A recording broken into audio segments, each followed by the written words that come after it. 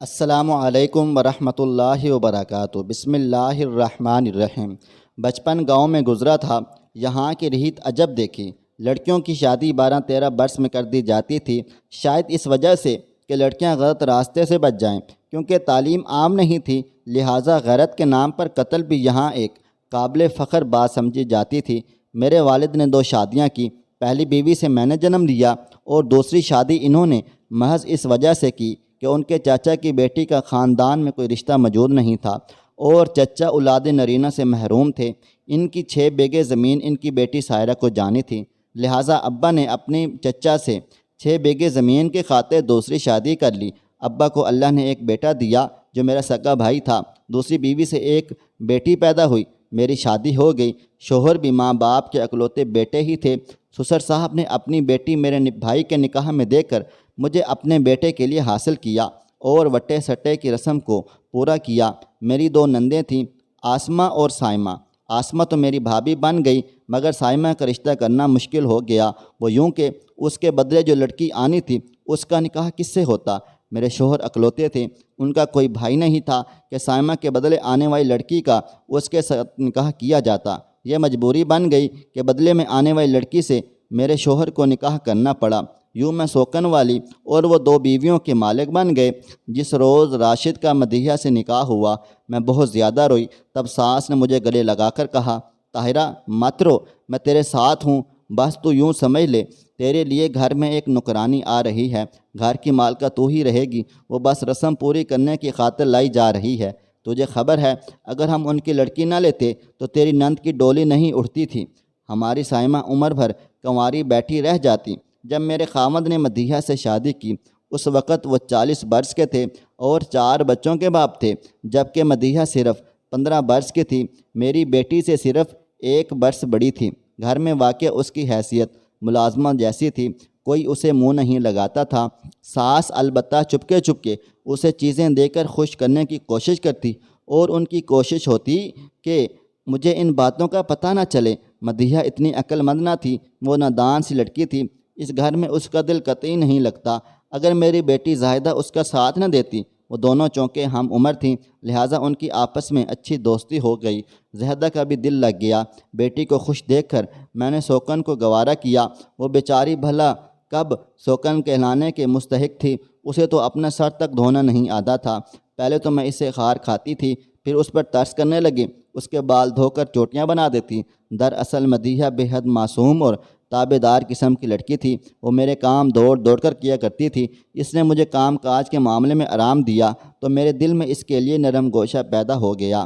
مدیحہ کے آنے سے مجھے کچھ آزادی بھی نصیب ہو گئی، وہ میرے بچے بھی سنبھالتی تو میں پاس پڑوس اور رشتہ داروں کے گھر جانے لگی تھی۔ وقت کے ساتھ ساتھ اس نے روٹی ہانڈی بنانا سیکھ لی تو اس طرف سے بھی بے فکری ہو گئی۔ ساس نے صحیح کہا تھا کہ زیادہ ویلا مت کرو، سوتن کے آنے سے تو سکی ہو جائے گی، تیرے لیے نوکرانی لا رہی ہوں۔ مدیحہ کو نوکرانی بنا کر ساس نے اپنا قول سچ کر دکھایا۔ وقت سدا ایک سا نہیں رہتا، وقت گزرتا رہا اور دیکھتے دیکھتے مدیحہ نے ایک نادان بچی سے بھرپور خوبصورت دوشیزہ کا روپ اختیار کر لیا۔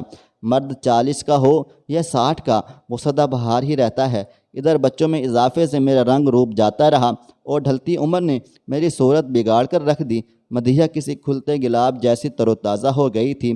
وہ میرے شوہر کو بھانے لگی، یہ تو قدرت کا اصول ہے، پرانی شے بوسیدگی کے قہر میں دھندلانے لگتی ہے، جبکہ نئی چیزیں چمکتی دمکتی ہوئی ہوتی ہیں، وہ من کو بھاتی اور سب کو لبھاتی ہیں، پھر زمانے پر انہی کا راج ہو جاتا ہے۔ میرے ساتھ بھی یہی ہوا۔ بے زر مدیحہ جو کل تک میری محتاج تھی اور میں ایک خدمت گار سے زیادہ حیثیت دینے پر آمادہ نہ تھی، غیر محسوس انداز سے میرے گھر پر قبضہ جماتی چلی گئی۔ مجھے ہوش تب آیا جب پانی سر سے گزر گیا۔ اب شوہر اور ساس ہی نہیں، میرے بچے ہی اس کے گن گانے لگے، میری بات کو غیر اہم اور فضول کہہ کر اس کا حکم بجا لانے لگے۔ کچھ مرد شوقیہ دوسری شادی کرتے ہیں، مگر میرے شوہر نے ہرگز ایسا نہیں کیا تھا۔ وہ مدیحہ سے شادی کے لیے تیار ہی نہ ہوتے تھے۔ اپنے والد سے کہتے تھے، ابا اگر سائمہ کی خاطر لازمی وٹا لینا ہی ہے تو بدلے میں آئی لڑکی سے خود شادی کر لو، مجھ بال بچے آدمی کو مت اس جھنجھٹ میں پھنساؤ۔ میں اپنی بیوی سے خوش ہوں، میں طاہرہ کو ناراض نہیں کرنا چاہتا۔ سسر قسمیں دیتے کہ بیٹا اپنی بہن کی ڈولی اٹھ جانے دو، میں بوڑھا آدمی بھلا اس عمر میں دوسرا نکاح کرتے بھلا لگوں گا، تم ابھی جوان ہو، اپنی بہن کو سہاگن کرنے کے لیے یہ قربانی دے دو۔ گھر میں ایک اور عورت آ جائے گی تو کام کاج میں بھی ہاتھ بٹائے گی، اس میں تمہارا کیا نقصان ہے؟ اگر سائمہ کو وٹے سٹے کے بغیر ان لوگوں کو دے دیا جو وہ چاہیں گے، ہماری بیٹی سے سلوک کریں گے اور ہم بے بس تماشا دیکھنے کے سوا کچھ بھی نہیں کر سکیں گے۔ رشتوں کے معاملات میں اکثر دیہاتیوں کا ایک ہی اصول کے کاربند ہوتے ہیں، ہاتھ کے بدلے ہاتھ اور گردن کے بدلے گردن، یعنی تم ہماری بیٹی کو اچھا رکھو گے تو ہم بھی تمہاری لڑکی کو اچھا رکھیں گے، تم اسے ایک تھپڑ مارو گے تو ہم اسے دو ماریں گے۔ میرے شوہر نے دوسری شادی شوقیہ نہیں کی تھی، وہ تو بہن کا سہاگ کا جوڑا پہننا دیکھنا چاہتے تھے، جو وٹے سٹے کی رسم کو پورا کیے بغیر ممکن بھی نہیں تھا۔ حالانکہ میرے یکے بعد دیگرے 4 لڑکیاں ہو گئیں، جب بھی انہوں نے دوسری شادی کا نام نہیں لیا تھا، جبکہ مجھے اپنی سہیلی سمیہ یاد آ رہی تھی، جس کے شوہر نے اس وجہ سے اسے طلاق دے کر دوسری شادی کر لی کہ اس نے چوتھی لڑکی کو جنم دیا تھا۔ جب میں کہا کرتی تھی کہ میرا جی چاہتا ہے خواہ مخواہ دوسری شادی کا بہانہ ڈھونڈنے والے مردوں کو گولی مار دوں، سچ کہا ہے کسی نے، اللہ کے گھر دیر ہے اندھیر نہیں۔ سمیہ کی جب اس کے بھائیوں نے دوسری شادی کر دی، اللہ نے اسے بیٹا دے دیا اور بتا دیا کہ غرور کی سزا کیا ہوتی ہے اور صبر کا اجر کیا ہوتا ہے۔ ادھر طلاق دینے والے کو دوسری بیوی سے بھی لڑکیاں ہی ہوئیں، جو قدرت کا انتظام پورا ہوا، جس نے سارے زمانے نے دیکھا۔ خیر میں اب کچھ حواس باختہ سی رہنے لگی تھی۔ میری 4 لڑکیاں اوپر تلے ہو گئیں اور ادھر مدیحہ کے بیٹے ہونے لگے۔ وہ 4 لڑکوں کی ماں بن گئی۔ اس کا پلڑا بھاری ہو گیا اور میں اپنی کمر پکڑ کر دیوار سے ٹیک لگا کر بیٹھ گئی۔ کل تک میں اس پر حکم چلاتی تھی کہ اب وہ لال گود میں بھرے مجھ سے کہتی ہے، بڑی آپا یہ کر دو وہ کر دو، اور مجھے اس کا حکم بجا لانا پڑتا، ورنہ راشد مجھے دھمکاتے کہ گھر میں بڑی ہو کر اگر تم نے گھر کا انتظام نہ سنبھالا تو تمہیں میکے پہنچا دوں گا، بچے وہ میرے ہیں، میرے پاس ہی رہیں گے۔ اپنی بے عزتی کے ڈر سے میں زیادہ مدیحہ کے منہ لگتی اور نہ ساس کے، جو اب چھوٹی بہو کی حمایتی ہو گئی تھیں، اور شوہر کے منہ کو کیوں کر آتی؟ بھلا میری اتنی مجال کہاں تھی؟ 40 برس کی عمر میں میاں کے جوتے کھانے کا اب مجھ میں حوصلہ نہیں رہا تھا۔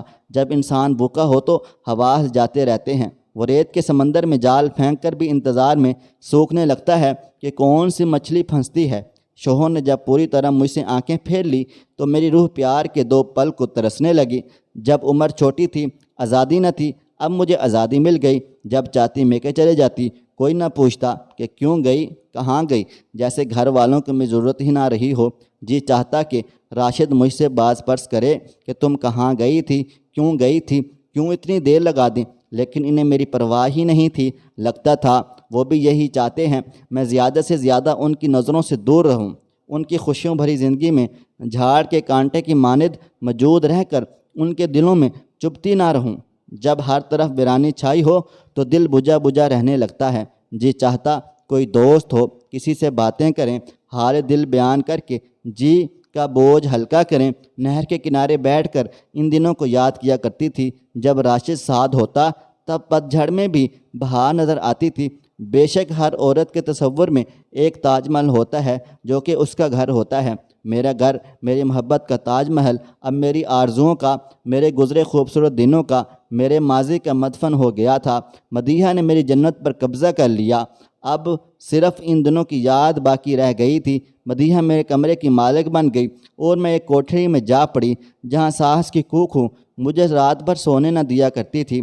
تب بھی منہ اندھیرے کھیتوں میں نکل جاتی اور تب دور آسمان پر نگاہیں جمائے پڑکنڈی پر چلتی جاتی کہ جہاں آسمان اور زمین اور آسمان کے کنارے ملتے ہیں، سرگوشیاں کرتے محسوس ہوتے تھے اور ٹھنڈی ہوا کے جھونکے میری آنکھوں کے جگنوں کو بجھانے لگتے تھے۔ یہ دعا میری ہر وقت لبوں پر رہتی کہ اے اللہ میرے شوہر کا دل میری طرف پھیر دے، کچھ اس طرح اسے میرے سوا کوئی اور دکھائی نہ دے، میرے نام کے علاوہ وہ کسی اور کا نام نہ پکارے، مدیحہ ہمیشہ کے لیے کہیں گم ہو جائے، یہ اس کی صورت بھی نہ دیکھ سکے۔ جانے کون سی قبولیت کی گھڑی تھی کہ میری دعا قبول ہو گئی۔ ایک دن سائمہ روتی پیٹتی آئی کہ اس کے شوہر نے دوسری شادی کر لی ہے اور وہ اس پر ظلم ڈھاتا ہے اور مار پیٹ اب برداشت نہیں ہوتی۔ وہ بچے چھوڑ آئی تھی، فریاد کرنے لگی کہ تم لوگ بھی غیرت پکڑو، ان کی لڑکی کو چلتا کرو۔ میرا شوہر اپنی چہیتی بیوی مدیحہ کو ہرگز اس ناکردہ گناہ کی سزا میں دربدر نہیں کرنا چاہتا تھا، لیکن سسر اڑ گئے۔ بولے جب تک ہم مدیحہ کو اس کے جانب نہیں دھکیلیں گے، ان کی گردنیں نیچے نہیں ہوں گی۔ اسے وہاں سے پکڑو اور اس کے باپ کے گھر کے دروازے کے اندر دھکیل کر آ جاؤ، یہ لوگ تبھی سیدھے ہو جائیں گے۔ ناچار بیچاری مدیحہ روتی پیٹتی اس کے میکے پہنچا دی گئی۔ خیال تھا اس کے باپ اور بھائی معافی طلب کرنے آئیں گے، کچھ شرطیں رکھی جائیں گی تو سائمہ اپنے گھر واپس چلی جائے گی اور مدیحہ کو واپس لے آئیں گے، مگر ایسا نہ ہوا۔ ان لوگوں نے صلح کا کوئی پیغام نہ بھجوایا۔ معافی طلب کرنا تو دور، سائمہ کے شوہر نے طلاق بھجوا دی اور مدیحہ کی طلاق کے بدلے بھی طلب کر لی۔ رہ گئے دونوں کے بچے، سو ان کے وارث باپ اور دادا تھے، لہٰذا وہ ان کے پاس ہی رہے۔ سائمہ نے رو رو کر برا حال کر لیا تھا، مگر اب کیا ہو سکتا تھا؟ طلاق کے بعد سابقہ شوہر کے گھر میں اس کی کہاں گنجائش رہ گئی تھی؟ وہ بچوں کے لیے بلکتی رہ گئی اور اس کی شادی ہمارے سسر نے اپنے بھتیجے سے کر دی تھی۔ ادھر راشد کا دل مدیحہ کی یاد میں آٹھ آنسو بہا رہا تھا، مگر وہ بیچارہ بے بس تھا۔ بہن کو جب انہوں نے طلاق دے دی تو یہ کیسے مدیحہ کو اپنے گھر بسائے رکھتے؟ ساری بستی بغیرتی کے تانے دے دے کر مار ہی ڈالتی۔ صدمہ دل پر لے لیا، اور ایک روز جب کہ تپتی دوپہر دھوپ سے گھر لوٹے تو ٹھنڈے پانی سے بڑا ہوا گھڑا خود پر الٹ دیا۔ اسی وقت کپ کپی طاری ہو گئی، بستر پر لیٹ گئے۔ مجھ سے کہا جلدی سے چائے بنا کر لاؤ، مجھے کچھ ہو رہا ہے۔ تپتی دوپہر میں سردی لگ رہی تھی، میں چائے بنانے لگی۔ چائے پیتے پیتے منہ ٹیڑھا ہو گیا اور جو گھونٹ بھرا تھا وہ ہاتھوں سے بہہ کر کرتے پر گرنے لگا۔ اماں دوڑ کر آئیں، ہائے میرے بیٹے کو کیا ہو گیا؟ سسر بھی آ گئے، بولے اسے لقوہ ہو گیا ہے، فالج کا اثر لگتا ہے، جلدی حکیم صاحب کو بلا کر لاؤ۔ ساس نے کہتے ہوئے سر پیٹ دیا اور میں حیرت سے ان کا منہ دیکھتی رہ گئی۔ ابھی تو چنگے بھلے تھے، پل بھر میں اٹھنے بیٹھنے اور ملنے جلنے سے معذور ہو گئے ہیں۔ وہ دن اور ان کے مرنے کے دن تک وہ ایک ہی جگہ پر پڑے رہے اور میں ان کی باندھی، ان کی خدمت گزار بن گئی۔ راشد کی دن رات خدمت میں جت گئی تھی، گھڑی گھڑی اشارے سے بلاتے، بمشکل چند ٹوٹے ہوئے الفاظ ادا کرنے کی ناکام کوشش کرتے جو کسی کی سمجھ میں نہ آتے تو آنکھوں سے آنسو بہنے لگتے، جنہیں میں اپنے دوپٹے کے پلو سے صاف کیا کرتی تھی۔ تب وہ کچھ ایسی بے بسی سے مجھے دیکھتے جیسے کہتے ہوں، طاہرہ مجھے معاف کر دو، میں نے تمہارے جیتے جی تمہیں بھلا دیا تھا، مدیحہ کے حسن میں کھو گیا تھا اور اب دیکھو وہ نہیں ہے، مگر ان کٹھن دنوں میں صرف تم میرے ساتھ ہو۔ سچ یہ ہے ان کی زبان بند ہو گئی تھی، مگر آنکھیں بولتی تھیں اور ان کی آنکھوں کی بولی کو صرف میں ہی سمجھتی تھی۔ ان کے پلکوں کے اشاروں پر کام کیا کرتی تھیں، انہیں مجھے پکارنا ہوتا دل کی آواز سے ہلاتے اور میں ان کی پکار کو سن کر دل کے کانوں سے سن لیا کرتی تھی، تب دوڑ کر ان کے پاس پہنچ جاتی، گھر کے جس کونے میں بھی ہوتی مجھے ان کی یہ خاموش پکار سنائی دے جاتی۔ انہیں اٹھانا بٹھانا، کھانا پلانا، نہلانا دھلانا، کپڑے تبدیل کرانا، سب کام میرے ذمے تھے۔ وہ ایک لمحہ بھی میرے بغیر نہیں رہ سکتے تھے، ایک پل میرے بنا سانس بھی نہیں لے سکتے تھے۔ میں نے یہ دعا کی تھی کہ میرا کھویا ہوا راشد مجھے مل جائے۔ بے شک میرا کھویا ہوا راشد مجھے مل گیا تھا، مگر بے حس راشد ملا تھا جس سے میرے سوا گھر کے سارے افراد کنارہ کیے رہتے تھے، ان کے قریب تک جانے سے کتراتے تھے۔ فالج کے بعد وہ 10 برس تک زندہ رہے اور 10 برس تک مکمل طور پر میرے رہے، اور کسی اور کی طرف دیکھا اور نہ کسی کو پکارا۔ میں نے بھی اپنا فرض اس طرح نبھا دیا جیسے اس رشتے کا حق تھا۔